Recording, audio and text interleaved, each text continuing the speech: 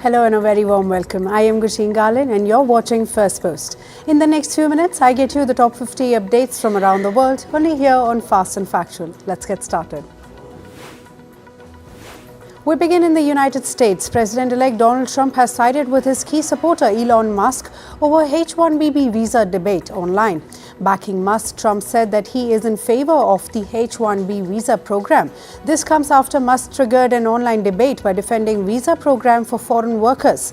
Musk's immigration stance was opposed by Trump supporters. The 39th President of the United States, Jimmy Carter, has passed away at the age of 100. Carter led United States from 1977 to 1981. He was the longest living president. He took his last breath at his home in Georgia. Carter will receive a state funeral in Washington on January 9th. Azerbaijan's President Ilham Aliyev said Russia accidentally shot down a passenger plane on Christmas Day, killing 38 people. Aliyev stated it was a confirmed fact, though he emphasized it wasn't intentional. He added that Russia is covering up the costs. This comes after Russian President Vladimir Putin apologized to Azerbaijan President for the plane crash. Meanwhile, Russia has vowed retaliation after its state media was reportedly banned from the social media platform Telegram in several European nations. Moscow called the move an act of censorship.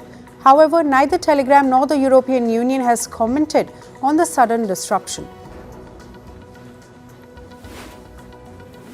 At least 179 people lost their lives after a Jeju Air Boeing plane crashed yesterday while flying from Thailand to South Korea. Only 2 flight attendants survived the tragedy. Till now, 141 victims have been identified. Officials believe a bird strike may have caused the crash. South Korea has announced a 7-day national mourning. World leaders condoled to the deadly plane crash in South Korea. US President Joe Biden said he was deeply saddened by the plane crash. EU Chief Ursula von der Leyen said she was heartbroken after looking at the images of the plane crash, while UN Chief Antonio Guterres expressed his solidarity.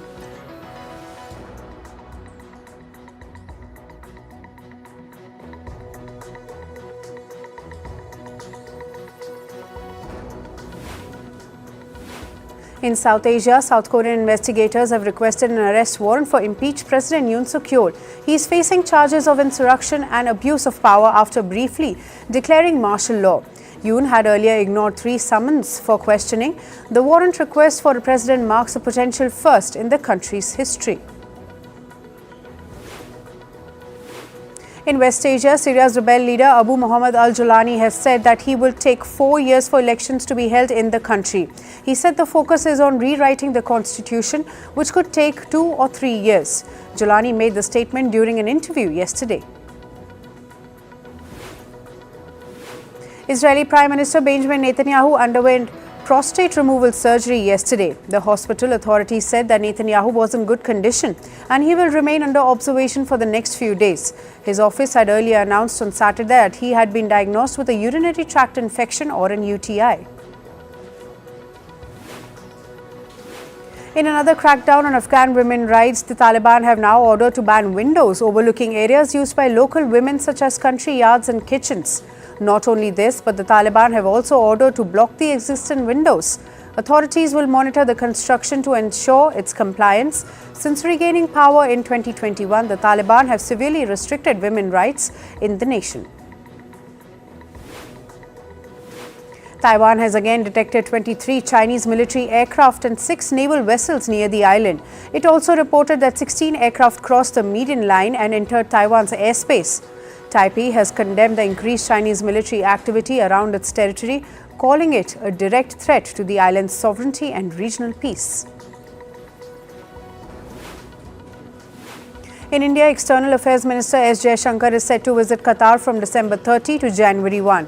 During the official visit, he will meet the Qatari Prime Minister Sheikh Mohammed bin Abdul Rahman bin Jassim Al Thani. The meeting will focus on strengthening bilateral relations between India and Qatar. A passenger plane bound for Netherlands capital Amsterdam skid off the runway on Saturday. The aircraft made an emergency landing at Norway Airport. The KLM Royal Dutch Airlines operated Boeing aircraft experienced a technical failure shortly after takeoff, which prompted it to divert its way to Norway. At least 1 people have lost their lives due to a road accident in southern Ethiopia. At least 2 people sustained injuries and physical injuries. The accident took place in Sidama state after a vehicle plunged off the road into a river. Croatia's President Zoran Milanovic and his rival Dragan Primorac will face off in an election runoff within 2 weeks. This after Milanovic narrowly missed out on an outright victory. He won 49.2% of the first round vote, while Primorac was backed by the conservative HDS party got 19.4% of the votes. This was according to the results released from nearly 99% of the polling stations. Kenya is grappling with the soaring population of Indian house crows. It's a non-native species that is wreaking havoc on local ecosystems and livelihoods. Their numbers currently are estimated at 700,000 along the Kenyan coast. The crows prey on chicks and other small livestock, compounding losses for farmers. In coastal towns, their aggressive behavior has started affecting tourism, with hotel guests complaining of crows snatching food directly from their plates. In climate news now, this year's climate disaster underscored the growing financial and human toll of a warming planet. According to an annual insurance analysis, the 10 most expensive climate disasters of 2024 cost a staggering $229 billion in damages and claiming 2,000 lives globally. The United States bore the brunt of the destruction, accounting for 3/4 of the financial losses, as Hurricanes Helene and Milton alone inflicted over $100 billion in damage. Holiday travel plans were thrown into disarray across the United States as severe weather struck the region. It brought deadly tornadoes in the southeast and heavy snow and winds in the west. More than 7,000 flights were delayed and over 200 were cancelled. The situation was particularly dire in the southeastern states of Texas, Louisiana, and Mississippi, where at least 10 tornadoes touched down.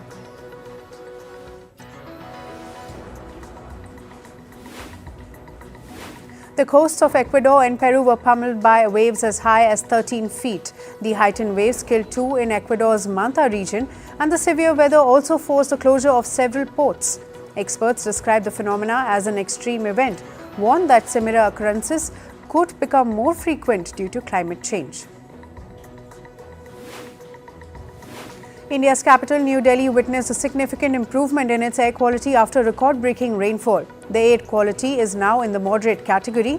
The rain not only washed away pollutants but also brought a noticeable drop in temperatures. According to the India Meteorological Department, the city recorded a maximum temperature of 18 degrees Celsius on Sunday, which is 2 degrees below the seasonal average.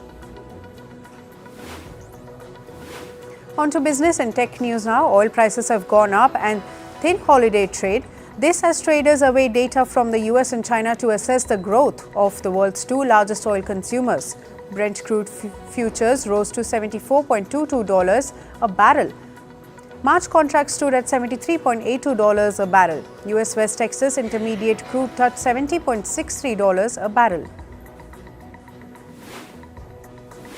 A record 3.4 million aspirants sat for civil services exam in China this year. The demand for government jobs go up in the country amid an economic slowdown and high unemployment. The numbers of candidates applying for government jobs have tripled since 2014, even as local governments struggle to pay wages owing to fiscal crisis.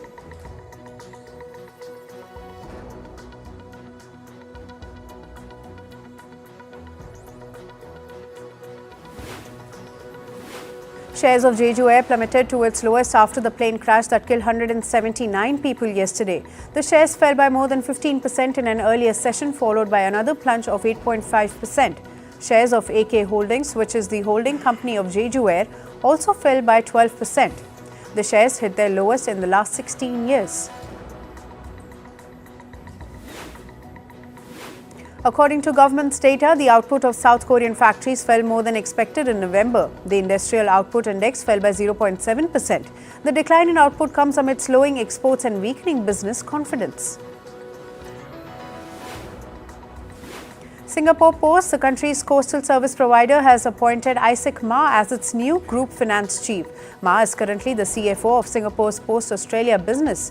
His appointment comes after the firing of 3 senior executives, including the former CFO, who were terminated for mishandling a whistleblower report.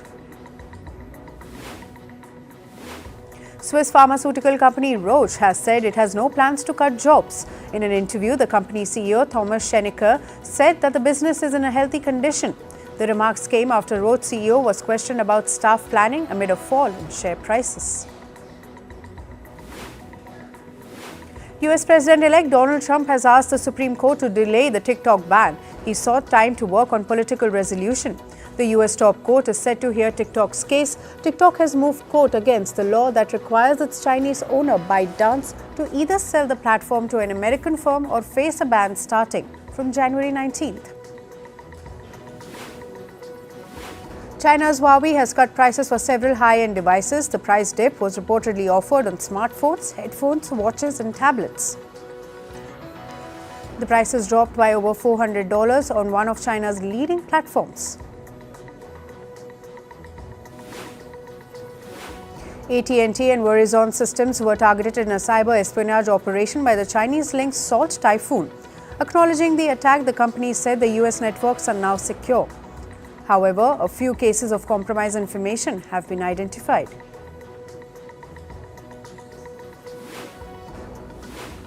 OpenAI has outlined plans for revamp its structure. The company says it will create a public benefit cooperation. The move would be aimed at training capital and overcoming restrictions imposed on its non-profit parent. Moving to sports, and we start with cricket. Australia beat India by 184 runs in the fourth test of the Border Gavaskar Trophy. India were chasing 340 runs in the final innings, but they were bowled out for 155.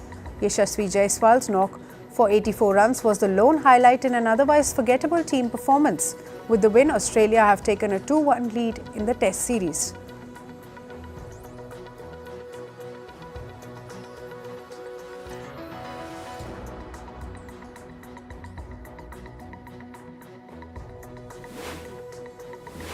The Melbourne Cricket Ground saw a new attendance record for a test match. More than 350,700 people flocked to the iconic venue over the span of 5 days for the fourth test between Australia and India. This number surpasses the previous mark of about 350,000 set 87 years ago. India's Arshdeep Singh has been nominated for the ICC Men's T20I Cricketer of the Year. The Indian pacer has had a stellar run this season. He emerged as the joint highest wicket taker and was also crucial in India's win at the T20 World Cup. Opener Smriti Mandhana too has been shortlisted for the same award in the women's category. Mandhana accumulated a total of 743 runs in 12 innings. In football, Liverpool crushed West Ham 5-0 in the Premier League yesterday. Liverpool opened scoring in the 30th minute through Luis Diaz. Goals from Cody Gakpo and Mohamed Salah shortly after gave them an unassailable 3-0 lead. Trent Alexander-Arnold and Diogo added 2 more in the second half to stamp out the victory. Arshdeep Singh has been nominated for the ICC Men's T20I Cricketer of the Year. The Indian pacer has had a stellar run this season. He emerged as the joint highest wicket taker and was also crucial in India's win at the T20 World Cup. Opener Smriti Mandhana too has been shortlisted for the same award in the women's category. Mandhana accumulated a total of 743 runs in 12 innings. In football, Liverpool crushed West Ham 5-0 in the Premier League yesterday. Liverpool opened scoring in the 30th minute through Luis Diaz. Now, goals from Cody Gakpo and Mohamed Salah shortly after gave them an unassailable 3-0 lead. Trent Alexander-Arnold and Diogo added 2 more in the second half to stamp out the victory.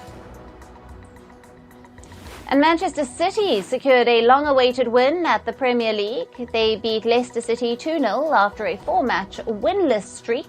City took the lead through Savinho in the 21st minute. Erling Haaland then headed City's second goal to seal the victory. Alexei Bugaev, an ex-Russian soccer player, was killed in the Ukraine war. The 43-year-old had played for Russia at the Euro 2004. Due to the intense fighting, his remains couldn't be retrieved for last rites. Bugaev was arrested in September on drug trafficking charges. Following his sentencing, he opted to serve in the Russian army. In tennis news, Novak Djokovic says that Andy Murray has brought him a fresh perspective as his new coach. Murray, a former rival and three-time Grand Slam champion, brings valuable insight into Djokovic's game, says the Serb. The coaching partnership will run until the Australian Open next year. Djokovic is likely to continue their collaboration. In chess, India's Kanera Humpy won the 5-day Women's World Rapid Chess Championship. She claimed her second title in this format. The 37-year-old defeated Indonesia's Irene Sukandar in the final round. Humpy finished with 8.5 points out of 11. And defending champion Magnus Carlsen made a sensational U-turn by returning to the World Rapid and Blitz Championship in New York. The 5-time world champion initially quit over a dress code dispute on jeans. Carlsen was fined $200 for violating the dress code. He will play in the Blitz category of the event. And the National Basketball League fined Anthony Edwards $100,000 for using profanity in a live interview. The incident occurred after the Minnesota Timberwolves secured a 113-112 win over the Houston Rockets. This marks Edwards' third major fine in recent weeks. And finally, to the world of showbiz. The legal feud between Blake Lively and Justin Baldoni continues to escalate. Lively, who accused Baldoni of sexual harassment and launching a smear campaign to tarnish her reputation, is now facing counter-allegations. However, Lively's publicist vehemently denied these claims, stating they were unsubstantiated and part of a larger narrative engineered by Baldoni and his associates. Meanwhile, reports suggested director Justin Baldoni might file a lawsuit claiming actor Blake Lively's team planted defamatory stories about him in the press. Baldoni's lawyer said that this is their way to uncover the truth. The lawyer further stressed that the countersuit would be supported by real evidence. Actor Gal Gadot revealed a harrowing experience during her 4th pregnancy when she was diagnosed with a rare blood clot in the brain. Sharing her story on social media, Gadot posted a heartfelt message alongside a photo of her holding her newborn daughter in the hospital. She hopes to raise awareness about this potentially life-threatening condition and support other women facing similar challenges. Chilean police have recovered a Rolex watch belonging to John Wick star Keanu Reeves. The watch, stolen during a 2023 burglary at Reeves' home in Los Angeles, was engraved with a personal message commemorating his work on John Wick 4. It was discovered in a Santiago raid linked to a series of robberies. Marvel Studios unveiled the first trailer for its upcoming animated series, Your Friendly Neighborhood Spider-Man. This fresh take on Peter Parker's story places him under the mentorship of Norman Osborn rather than Tony Stark, exploring an alternative universe dynamic. Now, the film features an impressive voice cast, including Hudson Thames as Spider-Man and Coleman Domingo as Osborn. And good news for Peaky Blinders fans. Stephen Knight, the creator of the iconic series, hinted that the upcoming Cillian Murphy-led movie might not be the franchise's swan song. While remaining tight-lipped about specifics, Knight confirmed plans to expand the gritty world of the Shelby family beyond the film. Hollywood titan Tom Cruise is collaborating with Oscar-winning filmmaker Alejandro Iñárritu for a new project set to release on the 2nd of October 2026. Now, the untitled film, which marks Iñárritu's first English-language project since The Revenant, will follow the journey of the most powerful man in the world as he races to redeem himself and prevent a catastrophic disaster of his own making. The Christmas box office saw a fierce competition between Disney's Mufasa, The Lion King, and Paramount's Sonic the Hedgehog 3. Both family-friendly films earned approximately $60 million over the festive period, but Mufasa edged ahead in the total revenue. The Lion King prequel amassed $63.9 million over 5 days, while Sonic 3 earned $59.8 million. Blackpink's Rose and Bruno Mars have set the internet ablaze with their chart-topping collaboration, and it has become the most viewed YouTube video of 2024. Since its release on the 18th of October, the music video has amassed over 713 million views, breaking records within just 2 months. The song marks Rose's first solo release in 3 years. And finally, Post Malone took to social media to share a heartfelt message of gratitude to Beyoncé. This is after their powerful performance during the Christmas Day NFL halftime show. Malone, reflecting on the experience, expressed admiration for Beyoncé's artistry and thanked her for the opportunity to share the stage. And with that, it's a wrap on this edition of Fast and Factual. Thank you for watching. Stay tuned to Firstpost.